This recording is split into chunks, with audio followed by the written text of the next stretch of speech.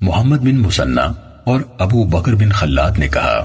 ہمیں عبد الاعلی نے حدیث بیان کی، انہوں نے کہا ہمیں سعید نے ابو نضرہ سے اور انہوں نے حضرت ابو سعید خدری رضی اللہ تعالیٰ عنہ سے روایت کی، کہا رسول اللہ صلی اللہ علیہ وسلم نے رمضان کے درمیانے عشرے کا اعتکاف کیا، اس سے پہلے کہ آپ کے سامنے اس کو کھول دیا جائے آپ لیلۃ القدر کو تلاش کر رہے تھے۔ جب یہ 10 راتیں ختم ہو گئی تو آپ نے حکم دیا اور ان خیموں کو اکھاڑ دیا گیا، پھر وہ رات آپ پر واضح کر دی گئی کہ وہ آخری عشرے میں ہے، اس پر آپ نے خیمے لگانے کا حکم دیا تو ان کو دوبارہ لگا دیا گیا۔ اس کے بعد آپ صلی اللہ علیہ وسلم نکل کر لوگوں کے سامنے آئے اور فرمایا اے لوگو،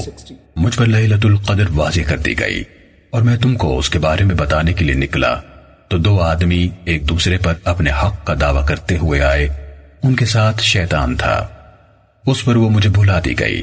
تم اسے رمضان کے آخری عشرے میں تلاش کرو، تم 9ویں 7ویں اور 5ویں رات میں تلاش کرو۔ ابو نضرہ نے کہا میں نے کہا ابو سعید ہماری نسبت آپ اس گنتی کو زیادہ جانتے ہیں، انہوں نے کہا ہاں ہم اسے جاننے کے تم سے زیادہ حقدار ہیں۔ کہا میں نے پوچھا 9ویں 7ویں اور 5ویں سے کیا مراد ہے؟ انہوں نے جواب دیا جب 21ویں رات گزرتی ہے